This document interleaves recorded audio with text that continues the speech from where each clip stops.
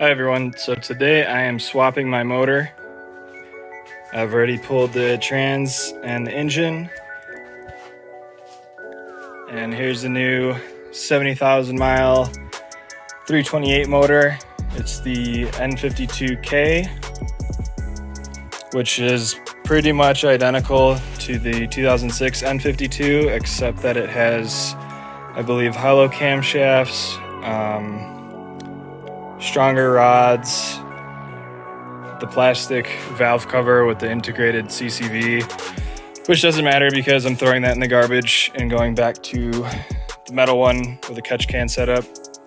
But anyways, the reason I am swapping in that new engine, which I've had sitting in my garage for months now, is because the crank hub took a crap on my current motor. So if you can see all that play, it should not be doing that. And you can see the crank is not turning while I'm turning that crank bolt.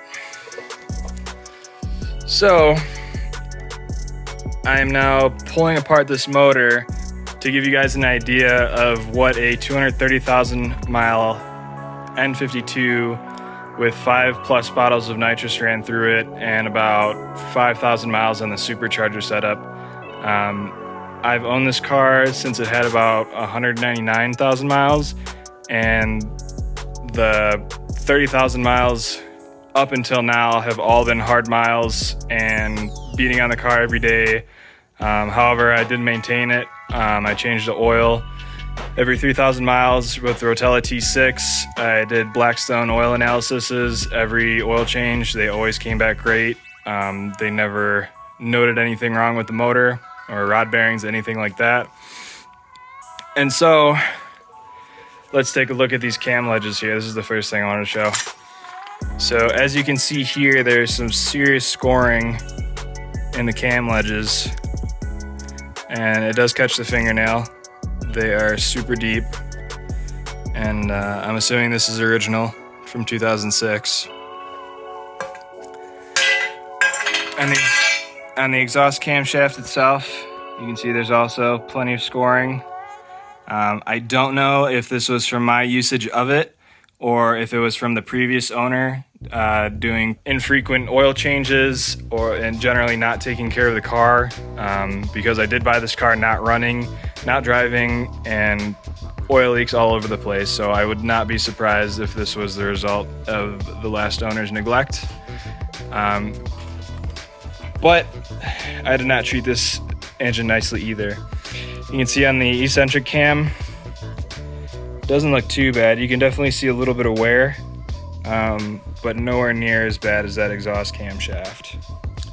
And when I had purchased this engine and I replaced the valve cover, this buildup all over the engine was there when I bought it. I did try a couple of flush products. I forget which. I think one was a BG product. And it did get rid of some of the gunk, but obviously, as you can see, it does look like the last owner did not maintain this motor very well. And this is another rod bearing. This is cylinder 5, and same deal here. The grit is from my hands. My hands are super dirty from pulling this engine apart. They were pretty clean when I pulled them out, but as you can see, nice bit of wear there. I'm going to assume this is the original timing chain guide, which, as you can see, is very fragile. I just barely put pressure on this with my finger and that whole chunk snapped off, and you can see the timing chain wearing down 2 grooves along the side of this. You can see a nice hole worn through the timing chain guide, and this is right where the tensioner sits. And the tensioner itself was actually getting worn down on the top here from rubbing up against the timing chain. I had noticed some timing chain noise, and at that point I had purchased the new timing chain tensioner. And while I had taken out the old one, I took a look in here. I saw that nice big gash in there, and I decided that I was just going to let this motor die. I threw the old timing chain tensioner back in, and I just slapped it back together and drove it about another 25,000 miles.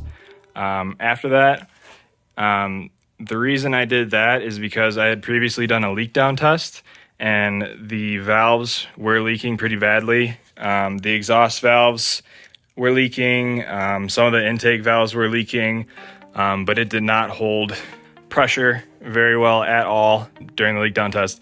So had I decided to keep this motor, I would have had to do a valve job. I would have had to pull this entire timing chain assembly, which once you unbolt everything slides out the top.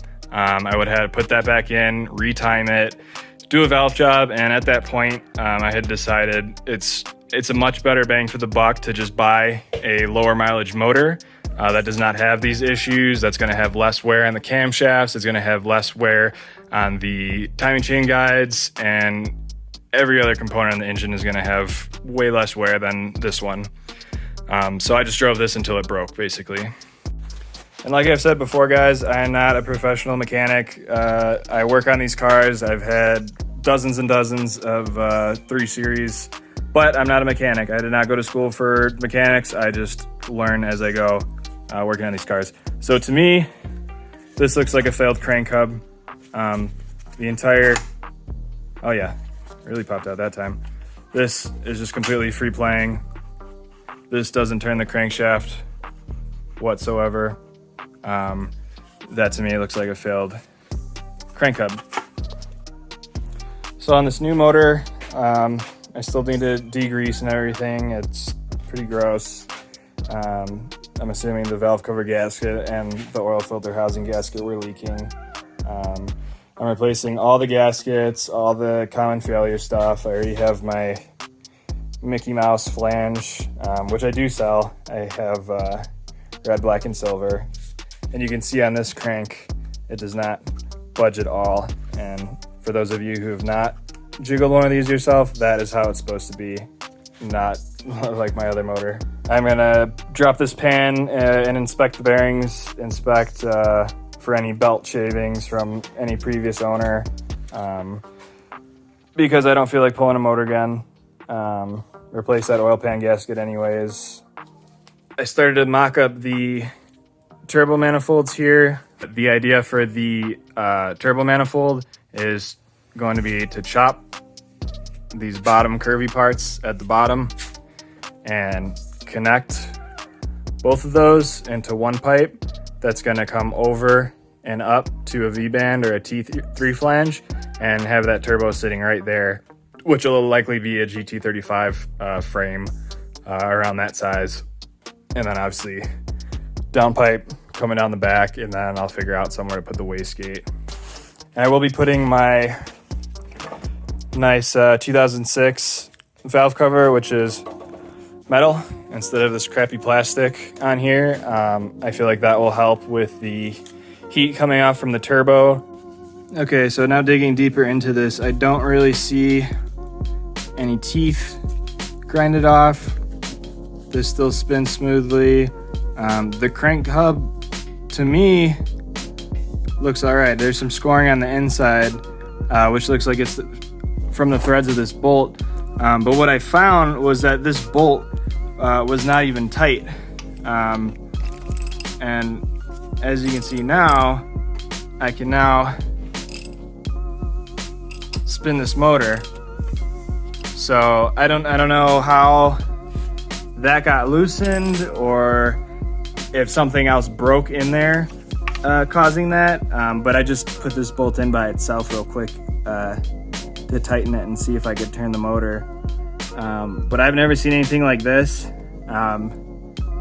My educated guess is that somehow this crank bolt worked its way out, whether it be from high RPM, 7,500 RPM redline, just constant beating on it, or what, or just bad luck, and I have no clue. But it appears that that was the cause of the front crank seal popping out and the engine not being able to spin any of the accessories or turn over, because obviously that is connected to the timing chain through the crank hub sprocket. Either way, I was going to replace this engine because of the leaking valves, losing power, and I had that new engine with 70K on it that I have been wanting to throw in. So this kind of gave me a kick in the ass to pull it, because I had thought this was some kind of catastrophic failure or spun rod bearing, but now that I've inspected the engine, I see the wear on the rod bearings, the wear on this camshaft here, and also that hole in the timing chain tensioner, which was making noise and slapping the chain with the metal tensioner down there. So regardless, I was going to replace this engine with a new one, but it was interesting to tear one of these apart for the first time and get to look at the rod bearings and all that kind of stuff.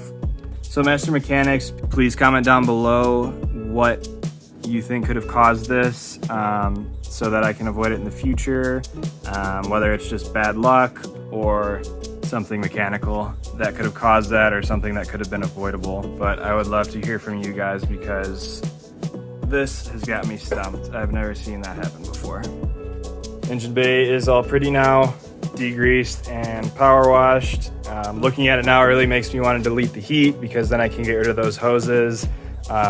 AC, I can get rid of all the AC lines, but this still is a daily driver. I do enjoy being comfortable while I'm driving, so unless I get another daily, I'm keeping all the comforts of heat and air conditioning. Anyways, thank you for watching. I will continue to try to improve on these videos and keep documenting the build. Goal of 450, maybe 500 wheel horsepower on that engine over there, with a do-it-yourself budget top mount exhaust manifold for the turbo. If you like this video and my other videos, please hit that subscribe button. I will continue to make these videos as much as I can. I'll try to improve the quality of them. I'm doing this off my phone, so the audio and video obviously isn't that great. If you didn't like this video, please leave a comment what I could improve on and why you didn't like it. And if you're in the N52, N51 owners on Facebook, the Facebook group, shout out to you guys, and say what's up in the comments below. So yeah, I will see you all next time when this engine is in here. I'm waiting on parts to arrive from Autohaus AZ. I did 2-day shipping, so I should have this all back in by the end of the week. And then I'm hoping within 2 weeks we can get all the turbo parts in and get that exhaust manifold built, all that stuff done. And then obviously you need to tune and whatnot. But I will post an update video once the car is running with the turbo, and we'll go from there.